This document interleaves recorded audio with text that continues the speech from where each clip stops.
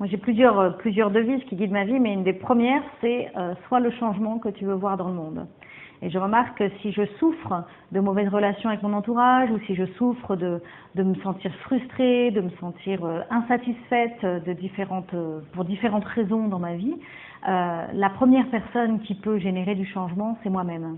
Et je me suis rendu compte, en fait, quand je me suis lancée dans cette aventure de J'arrête de râler, que j'avais développé une habitude de toujours pointer du doigt les coupables et de me mettre dans cette position de victime, parce que quelque part, quand je suis victime de l'autre, quand je dis que c'est la faute de l'autre, que ce soit mon patron, mon collègue, le siège, le département, le client, je ne sais pas qui, quelque part, je remets la responsabilité sur l'autre de mon bonheur, de mon épanouissement. J'ai l'impression souvent, quand je pointe du doigt les coupables, que je suis un peu dans une posture de force, dans une posture de voilà, je m'affirme, j'exprime mon désaccord, j'exprime ma difficulté, mais en fait, quelque part, quand je pointe du doigt le coupable, je me mets moi-même dans la posture de victime. Et quand je me mets dans la posture de victime, je remets mon avenir, mon épanouissement, ma vie, mon bonheur entre les mains de l'autre.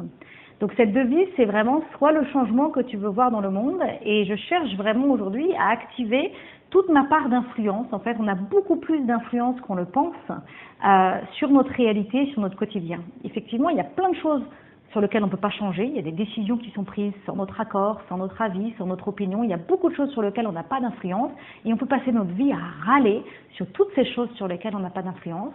Ou alors, on peut choisir de se concentrer à faire évoluer les choses là où on a de l'influence. Et je me suis rendu compte que rien qu'en activant cette première part d'influence, cette première zone d'influence sur laquelle je peux faire changer les choses, je peux améliorer de manière conséquente mon quotidien, ma réalité et donc au final ma vie.